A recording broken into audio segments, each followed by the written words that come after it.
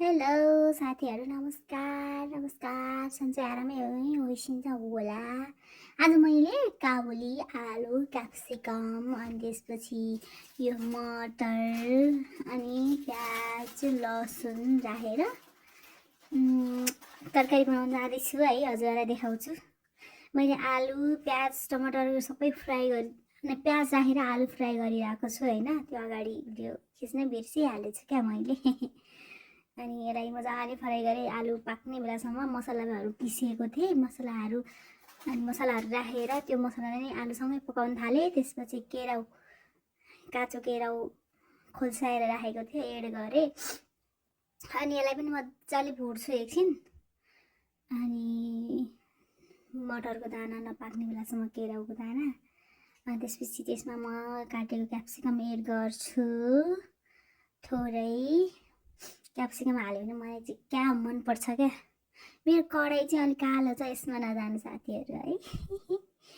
अनि मलाई चाहिँ खानु पकाउनु धेरै मनपर्छ क्या। अनि मलाई फेरि यस्तो मिक्स तरकारीहरू अनि आइटमहरू यस्तो गराउन बहुत इन्ट्रेस्ट लाग्छ। अनि म यसलाई मजाले एकछिन फ्राई गर्छु, भुट्छु मजाले पाक्ने बेलासम्म, हल्का हुने बेलासम्म। अनि त्यसपछि टमाटर एड गरेको छु अलिकति, 2टा दाना काटेर राखेको टमाटर। अब यसलाई पनि मजाले एकछिन भुट्छु, यो हल्का नपाकुन्जेलसम्म भुट्छु।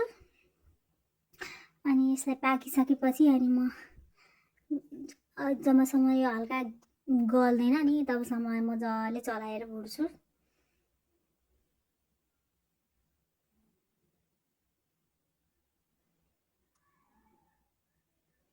बिस्तारै गल्दैछ यो टमाटर, बिस्तारै गल्दै जान्छ अनि मजाले भुट्छु। मटर पनि पाक्छ, क्याप्सिकम पनि पाक्छ। मजाले गुटुङ लाएर त्यसपछि म काउली एड गर्छु। त्यसमा अघि काटेर धोएर पखालेर राखेको काउली छ, त्यो एड गर्छु। अनि त्यसलाई म मजाले चलाउँछु। चलाइसकेपछि हाम्रो काउली यस्तो हुन्छ सबै चिजमा। अनि म एकछिन मजाले चलाएर काउलीलाई पनि एकछिन फ्राई गर्छु।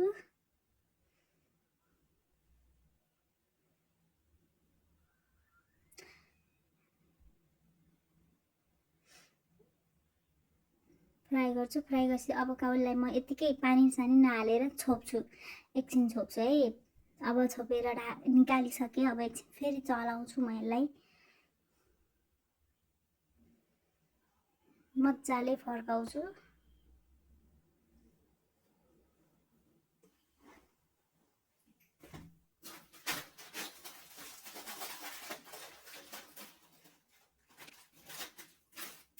बाफ आइरहेछ क्यामेरामा हल्का भुट्दाखेरिमा।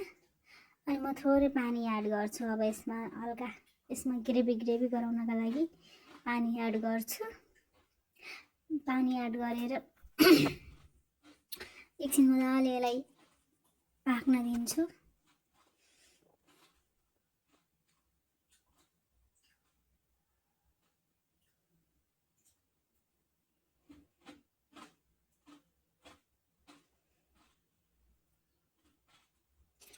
पाकेर ढाकेर